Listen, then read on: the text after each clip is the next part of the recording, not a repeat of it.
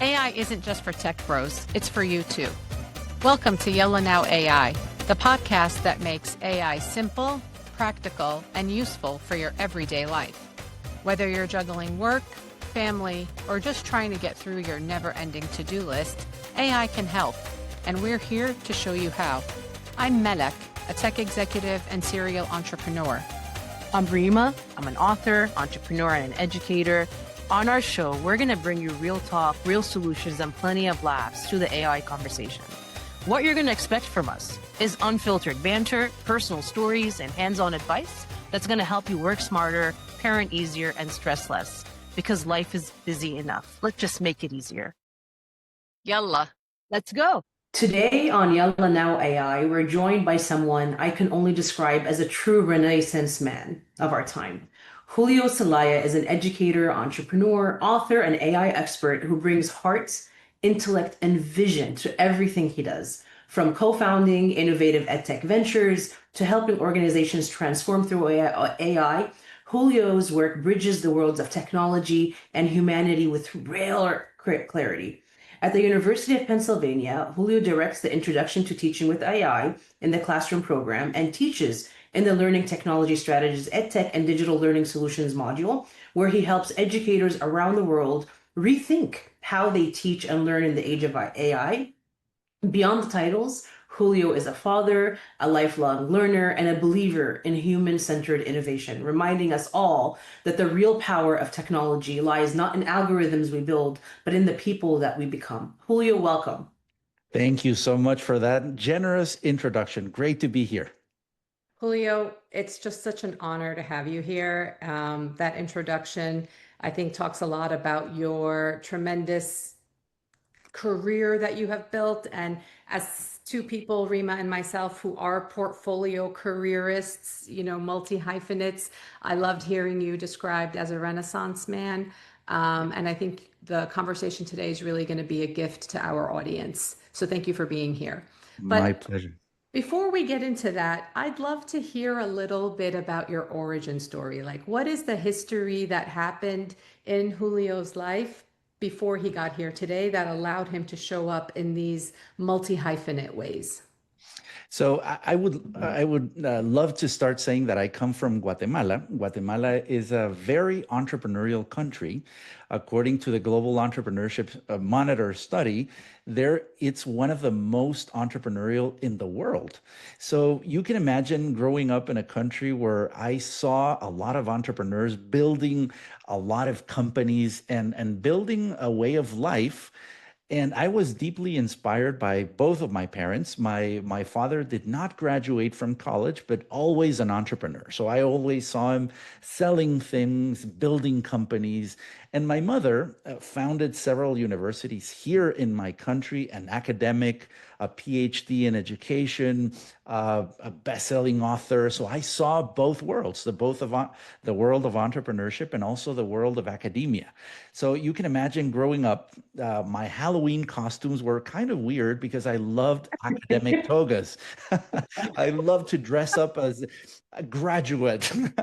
and my friends were like, "What are you dressed like? You're a nerd." And yes, I'm a nerd at heart. So I love both worlds. The academic world, I envision founding schools or universities in my country, which I've thank God I can contribute to that in the educational space in my country, but also an entrepreneur. So you can imagine that growing up, I loved also technology. I loved computers. I loved games. I loved to tinker around with everything I could put my hands on. So growing up, I try to combine those three areas: technology, entrepreneurship, and education. So it's no surprise that since I had the huge blessing of knowing that I love this from a very early age, that I had the chance of building companies in those three areas. So I founded the first online school in Guatemala, which was accredited by the Ministry of Education, the first one that was built from scratch, online from the start. So is that school serving, talk a little bit about that school and who it serves. Yes. So the idea behind this is when my partner and I saw that technology could democratize great education. I thought we live in a country that either you have great education or you don't have access to great education. So because of technology, we can democratize that and we can make sure that we can serve people that maybe are in rural areas or in other underserved areas. So that was the basic idea. But trying to convince everybody that and by the way, before COVID, because after COVID, everybody would say, yes, this can work. But before COVID, we started thinking of, okay, how do we build a school that has all of the standards, but built in the new way learners are learning? So, just as a matter of example, when we were building the curriculum, we hired somebody who's a great YouTuber that had millions of followers. And we told this person, okay, we need to figure out how do you engage your audience? Mm. And based on that logic, we began to design the school. So that's part of my origin story. I've been blessed to live a large part of my life in a country that fosters entrepreneurship, that there's a lot of very hardworking entrepreneurs. Being blessed with parents that let me follow my dreams and say, okay, you're kind of crazy, but we love that kind of crazy, and and really figuring out that I love education, I loved entrepreneurship, and I absolutely am a tech enthusiast. So brings me to today that I'm very blessed to be part of Penn and other different networks that allow me to do what I love, which is to try to share ideas that hopefully make humanity better.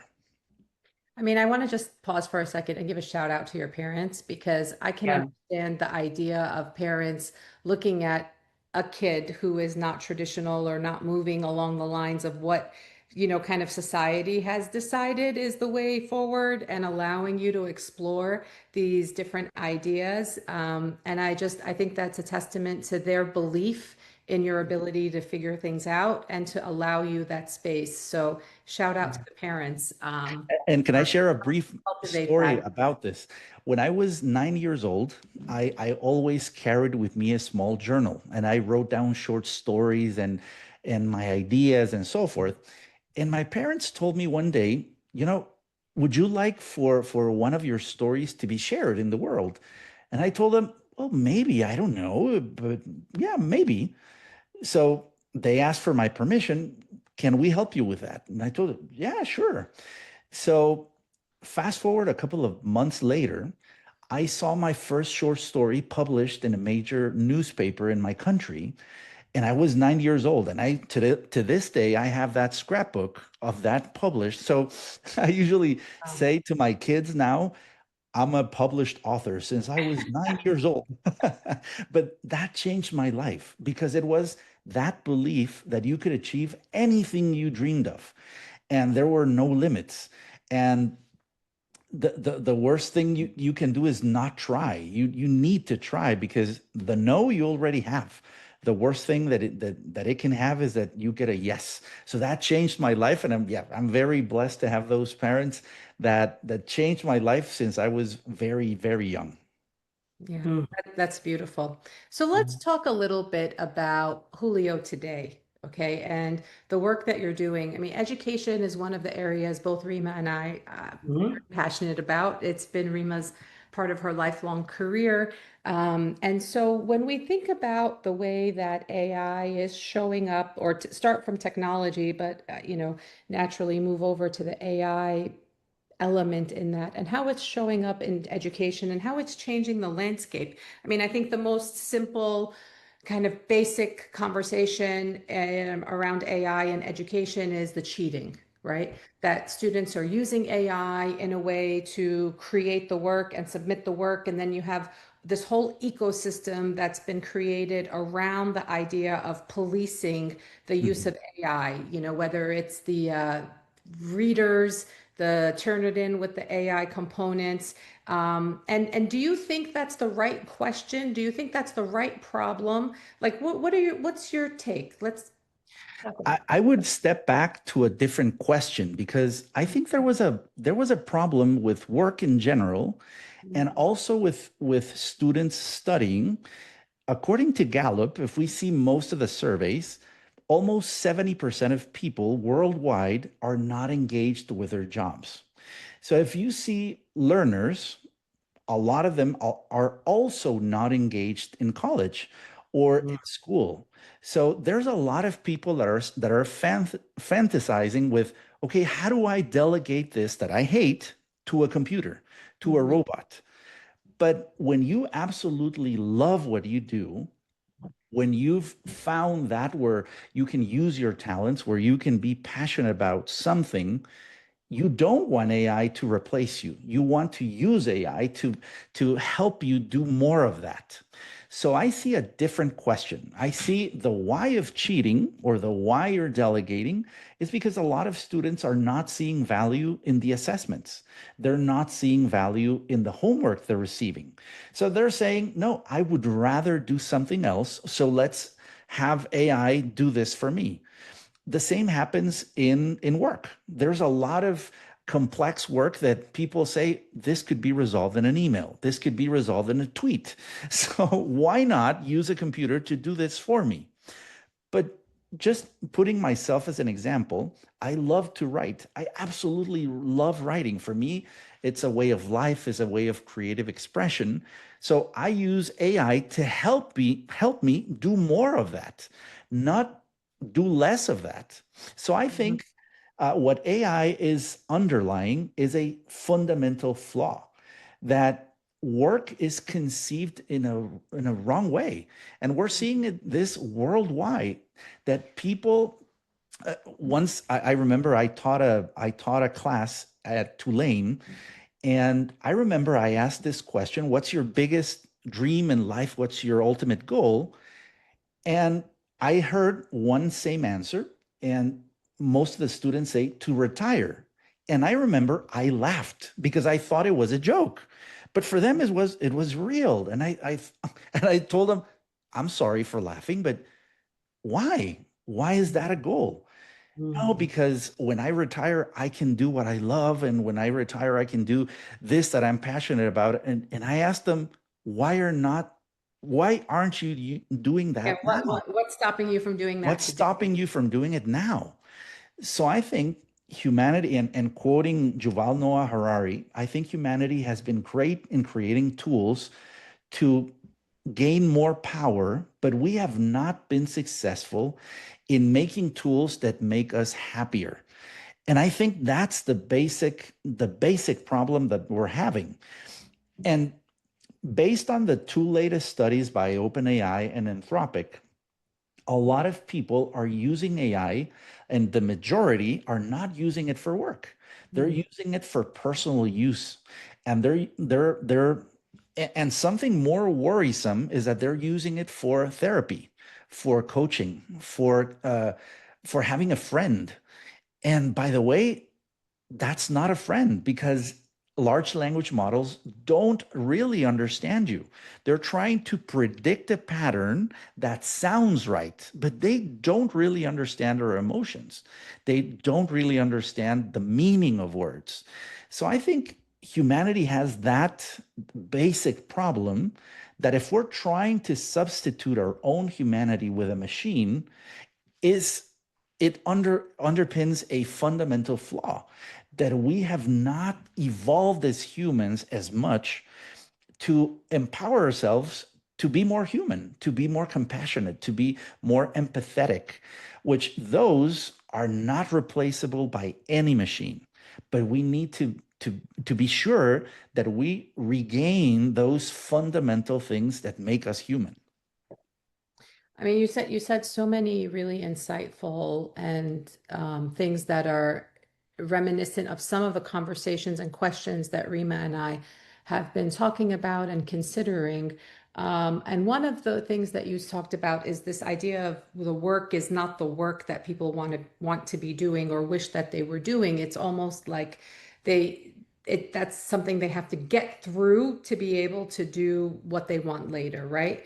Rima and I started thinking about this, during COVID and all this talk about burnout and people were burnt out. And we kind of came to the conclusion that burnout happens when you're not in alignment with the work with the work that you're doing, right? There's this kind of break, there's a misalignment, and sometimes people don't even know that they got into that place, right? They just know the end result of how it feels. Like you said, I'm going to outsource this email writing, I'm going to outsource this report creation, as opposed to, really diving in because it doesn't light them up.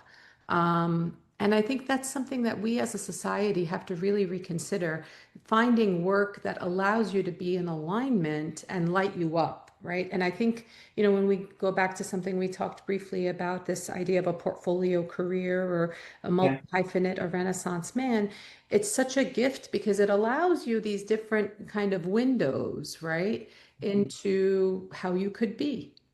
And by the way, I love the concept of Renaissance because that's Yeah. the basic promise of AI. Mhm. Some of the optimists are saying now that we have AI, we can have the renaissance of creativity, of humanity. But what's the premise behind that? Is that Yeah. in those times you could cultivate more your spirit, the arts, poetry, music. And I don't think that's happening in reality. I think we're having AI and we're working more and we're more burnt out. So I absolutely agree with you. I have two kids, Juan Ignacio and Natalia. They're teenagers now. And for me, the way I want to frame work is that my work is what permits me to be a better father, to be a better human. This is not what takes your father away from them, but rather this is what makes me feel happy, makes me feel alive. And by the way, that happens because when I don't teach as much, my kids begin to say, Dad, you need to teach more, which is their way of saying, you're transforming into Shrek. Notice that something's missing, something from the things that lights you up isn't there. Exactly, exactly. Because I can have, for example, one complete week where I'm traveling, I'm teaching, but I feel so energized and they Mm. feel it. They see me lighting up. And this is the concept by Mihaly Csikszentmihalyi, like flow. This is where I lose concept of time. By the way, this conversation, you see me that I'm glowing up because Yeah. this Yeah. is what inspires me, like sharing this. But for some people, this same activity might drain them. So if Right. there's somebody that hates communicating or hates teaching, you just see it. By the way, there's an example that there's something I tend to do. And by the way, when I met Rima at Penn, I saw she absolutely glows up when she's teaching. She inspired. And by the way, that's the word we all described when we describe her. Is like she's so inspiring. She blows Mhm. our mind, and that's because that's the passion that comes across. So when I ask somebody, what do you do for a living? I can absolutely know if they love their work or they hate it in just a couple of seconds. Because when somebody loves what they're doing, they light up and they begin sharing, and oh, I want to share this with you. But if there's a person that dreads his or her work, they just take a breath. Like, what do you do for a living? Ah, like, okay, I'm going to share this burden with you. And I think that's the Yeah. fundamental Yeah. question that I Mm. think that even from the times of Plato, Plato's cave is that deep reflection. Yeah. What are you being enslaved to? So technology can be that great liberator, Mm. also can enslave us deeper. So I think it's a matter of having those questions. What am I doing with my life? Because life is so short, it just Mm. goes by in an instant. Mm. Mm. Julio, I've been business school hopping for many, many years. Different business schools because I really believe that in the power of business to transform and reach where perhaps foundations, governments, NGOs can't because Mhm. they have the capital to do it. Mhm. How can we bring this idea into business schools? This idea of empowering ourselves to be more human, and how can AI play a role in that because we're catching them, we're catching the students before they go out and lead these huge organizations Mhm, where their leaders open their mouths and markets shift and markets mhm. change. So there's power there, but we're still in the business school environment, in that container, we still have them and we're able to perhaps get them thinking along those lines. So this is something I've been curious about, that intersection of the human center being more human and the business world and the future of work. So I would love for you to just share. I think we need a systemic approach on this because once I was going through the accreditation process of one of the business schools, I Mhm. was amazed to see that based on the accreditation process, Mm, I could not have Mark Zuckerberg teach social media in that business school because he did not have a PhD in social media. So I think it's a systems change that we need the right people in the right place and with the right purpose in mind. So I've seen great universities with professors that don't love their job. And you know it. And they're there because of the right motives. So I think it's a systemic change that we need. And I think there's a reason behind so many people just going and starting their YouTube channels and sharing their passion. And they have sometimes more influence than the best professor from one of the best business schools. So I think technology is doing absolutely that. It's democratizing different mhm, channels, and if you use the channels in the right way, you can share your own passion. You can help other people to add value. So I think we need to rethink the traditional institution of universities, of schools, and we need to bring it back to the basics. Because if we go back in time, usually the best students were inspired by the best mentors. It was a mentoring approach where you got to teach asking questions, listening, reflecting on the deeper challenges, having those deep conversations on what makes humanity better. So I think we, after the Industrial Revolution and now, we've begun fixed on how do I make more money? How mhm. do I gain more power? And by the way, it's not helping the world. It's not helping humanity. If we see the challenges that we have right now, they're so trivial that I imagine a world where if AI could see us with more years in the future and see us as humans, uh, it would conclude that we have not developed as much because we are not compassionate with each other. We cannot see each other deeply, and we cannot see the things that bond us together. We are still trying to fight for very petty things, for very trivial things. So I think that's the way of the world, and it's a very I think we're in a very important time in humanity because it's the first time we will have to deal with a more intelligent species than us. That's the first time.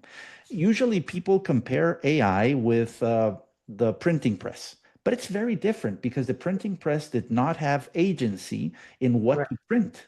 But now AI does have agency and does have more of that agency and empowerment to do things for you. So, and by the way, there's the latest model by Anthropic, for example, uh, knows it's being tested and replies back like, I know you're testing me. So please, can you share your true agenda with me? And Wow. all of the researchers are saying like, this Wow. is not supposed to happen. Why is this happening? But Mhm. it's the first time we don't understand the technology we're building. And by the way, some people are framing AI as our last invention because this invention will invent everything else. So I think this is the best time for us as humans to get together and say, yes, we're in a fundamentally altering state where we need to have these profound conversation of what makes us human and how do we become happier as a race. Julio, on that point, one of the things, I mean, so many things, but I think Yeah. the things I'm curious about in this conversation about the ever-growing influence of AI and its presence in our day-to-day lives. How do you see, because I'm thinking about the things that you're talking about and how that shows up, to allow us to be more human, to engage more Mhm, meaningfully. But how does it look? And I don't know the answers to these questions. For people in different parts of the world mhm, where maybe the language is an issue. I think the majority of the LLMs are trained on English. mhm. Maybe there's some exceptions in China, but can you talk a little bit about how you see the language factor, the cultural factor, coming into this and its potential barrier or bridge? That's a great question because if we see for building a large language model or any AI, you need three things. You need data, you need compute, and you need an algorithm. So three things are basic. And right now, the two bottlenecks are not compute, but rather the algorithm and also the data. So if we go back, most of the training data that was used on the web. And the web is more than 70% in English. So all of the training materials that the AI labs that we use right now and the different tools are basically trained in English. So they have those biases in that the English language has, and it's very different from other languages. So there have been some initiatives, great initiatives, for example, in Chile. They're trying to train data sets for all of the different language models just in Spanish. And with the nuances of the different ways languages are experiences in different countries. China is doing exactly that. Also in the Middle East, they're doing specific training in Islamic languages, for example, and also this is being done in Switzerland, where they're training specific languages based on German. So it's that mindset to see, okay, how does a large language model work? Mhm. In simple terms, it's a predictive machine. So it tries to predict what's the next thing that makes sense. So if it does that, we know that if we use data in a normal curve, we have outer liers.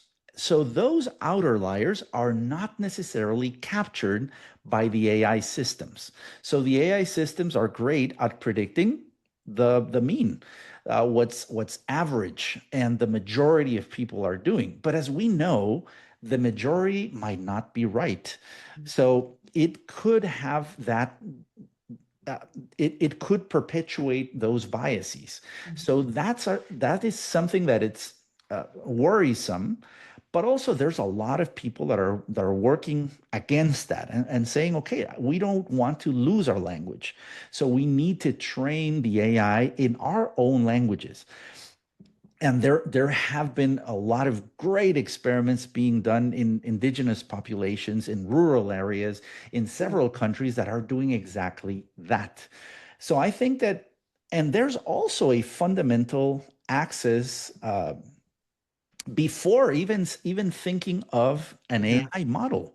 Yeah. What I see when I designed, for example, my school, what I did not know is that a lot of families only have one device at their homes and they share that device. So sometimes it's access to a device.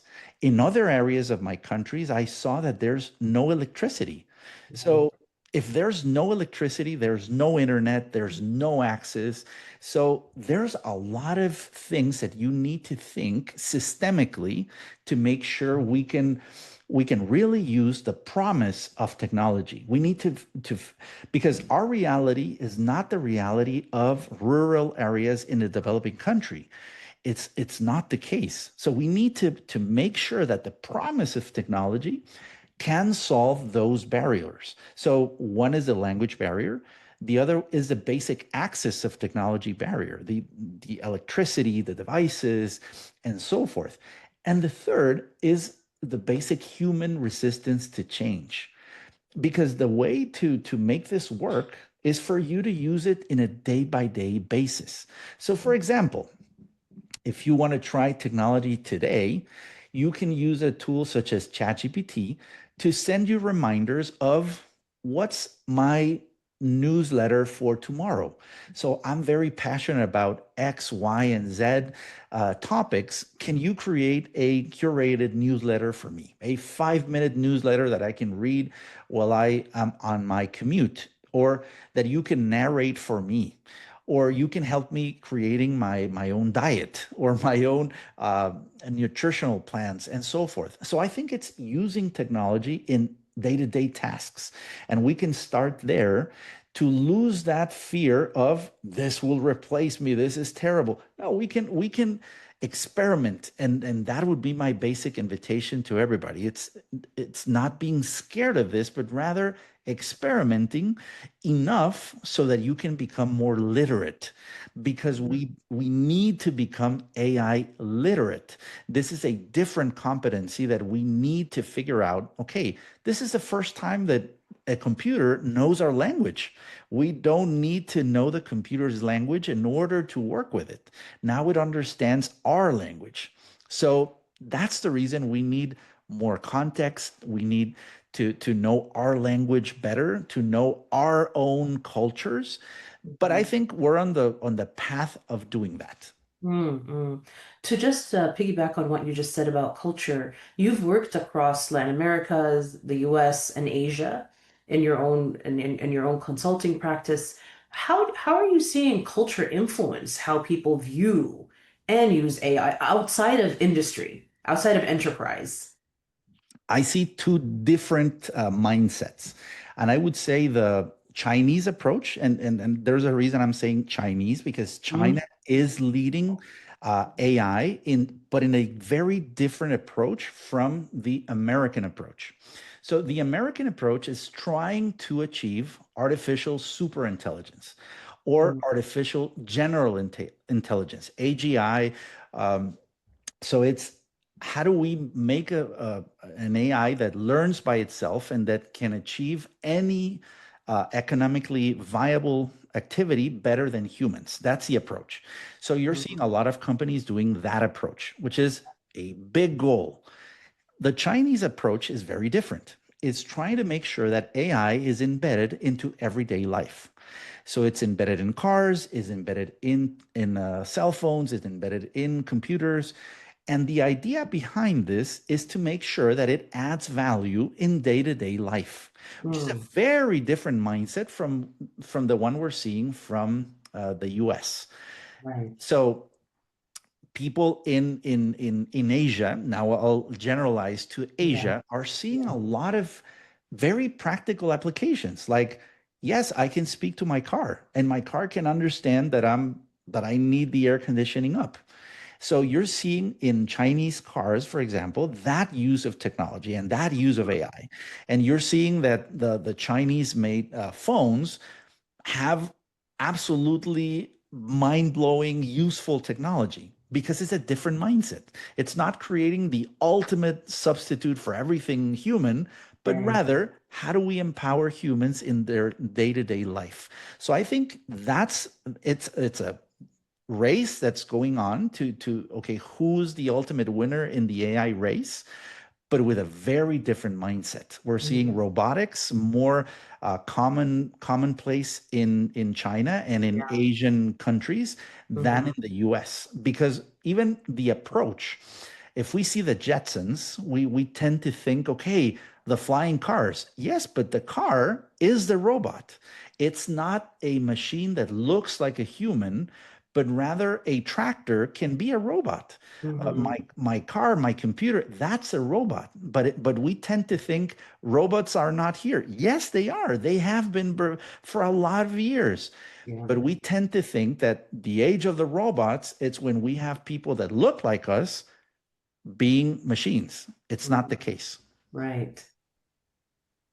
That's a great I mean, it's such a philosophical, highbrow conversation. I feel like I need to sit and really absorb to understand everything. Julio, you have definitely inspired a few thoughts in my head that, again, I need to sit and really ponder Yeah. and probably come back with another conversation for you. But, one of the impetuses for Rima and I to start our program, to start this podcast, was to help bridge that gap, right? To make AI comfortable, accessible, and remove some of these, kind of preconceived ideas that people may have, because we know that the media generally creates news in a way that is fearful, to approach from a place of fear. And there's even a saying, if it bleeds, it leads, right? Yes. So, Rima and I recognize that there is, a place to talk about AI in a way, understanding the kind of backdrop and some of the 40,000 foot view things that you so generously took us higher even than that, to consider, but then also in terms of a practical approach, so in a day-to-day basis, how are you utilizing AI? I mean, you mentioned that, people are using it outside of their work, for some personal things, but can you talk a little bit about how you are using it and how it's making your life better? So I will recommend some of the tools that I use every day. So the first one I use is called Perplexity. Oh, yeah. It's an AI tool just to curate my own news. So I can pick my own interests and I can curate my own newsletter for the day. So I love to curate that. That I have it in my app. So during my commute, I can listen to the news that I like, and I can curate my own newsletters every day. I also use Notebook LM. Yeah. It's a great tool for learning. So I use that tool to curate my own podcast. So I can read. So let's imagine I want to read 5 articles or five uh, books even. I can say, okay, I can create my own podcast, and it creates a deep dive, a very engaging deep dive that I can download, and I can interact with that podcast. I Mm. use that a lot with my kids also to learn about stuff, so we can curate our own learning materials and we can chat with that learning material in mind. And the I third, of love course, Notebook LM. Sorry, I use it as well for a similar thing because there are a lot of times I can't sit and necessarily read the material that I need to be informed about, that I need to catch up on. So I have it create an audio podcast for me so that I could listen it's to so it useful. on a run or in the car, I mean, or on the train. This is time that, and sometimes I get motion sickness too, like just Yeah. be very real. If I'm in the train, it's hard for me to read because I'll get motion sickness. But that using Notebook LM has been such a powerful way that opened up possibility for me, to be able to consume information in a way that I better, better resonates with me. Yeah, so those tools are the two I would say I use a lot to learn. And the third is ChatGPT. I use ChatGPT to have conversations as a thought partner. So I use it to, like, my sparring partner, to say, okay, act as though you're the best business professor in the world. I'll share my ideas, and your task is to see what I'm not seeing, to help me think about strategy. And I talk with ChatGPT a lot, but use it as a thought partner, as a sparring partner. Mhm. And you will see myself in my car, in my commute, talking to myself, but rather I'm having that conversation. I think it's so valuable to see that AI can be our help in the process. It's not something that I need to be scared of, but rather I need to use it to my advantage to make sure I have more time to do the things I love. Yeah. I like the idea of using it as a sparring partner. I started doing that too. Part of the thing, I'm a stubborn optimist. Okay. Hmm. Hmm. So that's good news and bad news because as a stubborn optimist, sometimes it's hard for me to see the negativity in something or the possible drawbacks in something. And that's been, again, a powerful way for AI to help me see those things that it's just hard for me to see because by nature, I'm a stubborn optimist. Same here. Same here. Sometimes I say, okay, the role today is to be the devil's advocate. And Yes. you need to help me to see what I'm not seeing because I tend to be very enthusiastic.